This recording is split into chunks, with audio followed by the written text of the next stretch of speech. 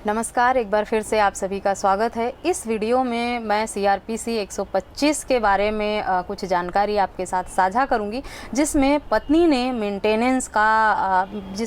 द्वारा मेंटेनेंस की मांग की गई थी और छत्तीसगढ़ हाई कोर्ट द्वारा उसे मेंटेनेंस ना देने का ऑर्डर पारित किया गया। डिटेल में इस जजमेंट की पूरी जानकारी जानने के लिए इस वीडियो को अंत तक ज़रूर देखें ताकि आपको पूरी जानकारी सही से मिल सके। अगर मेरी वीडियो पसंद आए तो मेरे चैनल को सब्सक्राइब करके बेल आइकन को प्रेस करना ना भूलें ताकि मेरे आने वाली सभी नई वीडियोस का नोटिफिकेशन आपको मिलता रहे। छत्तीसगढ़ कोर्ट का एक जजमेंट मैं इस वीडियो के माध्यम से आपके साथ शेयर करूंगी, जिसमें पत्नी ने मेंटेनेंस की मांग की थी, लेकिन कोर्ट द्वारा उसके मेंटेनेंस की एप्लीकेशन को खारिज कर दिया गया। कोर्ट ने ये कहते हुए मना किया कि पत्नी अगर बिना किसी वैलिड रीज़न के अगर पति से अलग रहती है, वो पति से अलग रहती है तो उसे किसी भी तरह से मेंटेनेंस पाने का हक अधिकार नहीं। संबंधित मामले में पत्नी शादी के कुछ दिन बाद ही पति का घर छोड़ के चली गई थी और अपने मायके में जाके रह रही थी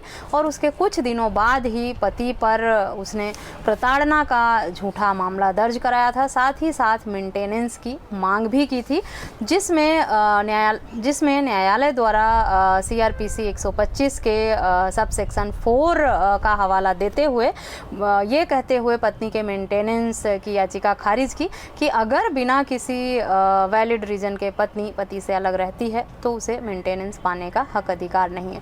पत्नी का इस मामले में कहना था कि उसके माँ बाप बहुत ही आर्थिक रूप से कमज़ोर हैं, मजदूरी करते हैं, जबकि उसका पति 20,000 सैलरी लेता है और यही हवाला देते हुए पत्नी ने मेंटेनेंस की मांग की थी। पति द्वारा ये साबित किया गया कि उसने ना तो पत्नी को किसी तरह से प्रताड़ित किया था, ना दहेज की मांग की थी, ना किसी तरह के आरोप लगाए थे।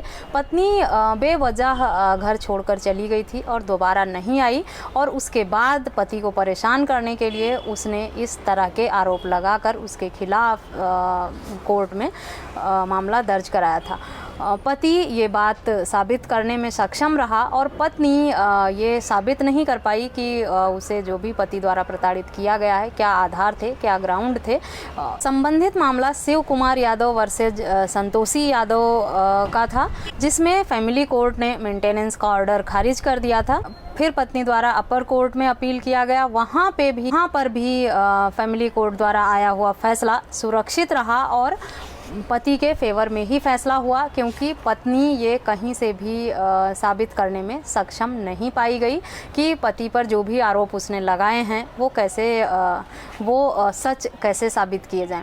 पति निर्दोष था, उसने किसी भी तरह से पत्नी को ना तो प्रताड़ित किया था, ना दहेज की मांग की थी, ना उस पर किसी तरह का हिंसा किया था उसने। पत्नी नाराज़ होकर चली गई थी और उसके बाद वापस नहीं आई थी और फिर अपने मायके से इस तरह से परेशान करने के लिए पति पर मुकदमा कर दिया गया था, जो बात न्यायालय के समक्ष पति द्वारा साबित कर दी गई। पति के खिलाफ किसी भी तरह के आरोप साबित करने के सबूत पत्नी द्वारा नहीं दिए गए और पति के हक में ही फैसला हो गया।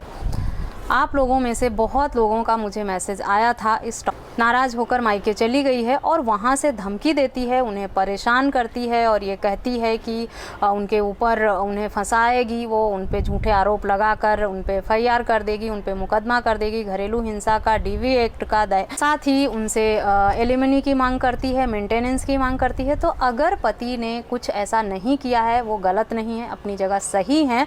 उन्होंने पत्नी को ना तो परेशान किया है, ना प्रताड़ित किया है, ना दहेज की मांग की है, ना शादी में किसी भी तरह का दहेज लिया है, तो पतियों को डरने की, परेशान होने की कोई बात नहीं है। आए दिन सुप्रीम कोर्ट, हाई कोर्ट और सेशन कोर्ट के, फैमिली कोर्ट के हर जगह से ऐसे फैसले निकल कर आते हैं, ऐसे जजमेंट निकल कर आते हैं जिसे पढ़कर आप लोग अपना हौसला बढ़ा सकते हैं और अपने ऊपर लगाए गए इस तरह के झूठे आरोपों से बच सकते हैं। आशा करती हूँ ये जजमेंट आपके लिए बहुत ही यूज़फुल होगा। जजमेंट की डिटेल मैं वीडियो के डिस्क्रिप्शन में दे दूँगी। पूरी जानकारी के लिए आप इस जजमेंट को पढ़ सकते हैं ताकि आप इसका उपयोग अच्छे तरीके से अपने केस में कर सकें। इस वीडियो को देखने के बाद आशा करती हूँ कि उन पार्टनर्स के लिए ये बहुत यूज़फुल वीडियो होगी जिनका पार्टनर बेवजह उन्हें परेशान करने की धमकी देता है या उन पर मुकदमे करने की धमकी देता है, उन्हें उन्हें किसी केस में फंसाने की धमकी देता है, जबकि उनकी कोई गलती नहीं है। उन्होंने ना कोई प्रताड़ना किया है, ना दहेज की मांग की है और ना किसी तरह का कोई अपराध किया है और बेवजह उन्हें परेशान किया जा रहा है। तो अब आपको डरने परेशान होने की ज़रूरत नहीं है।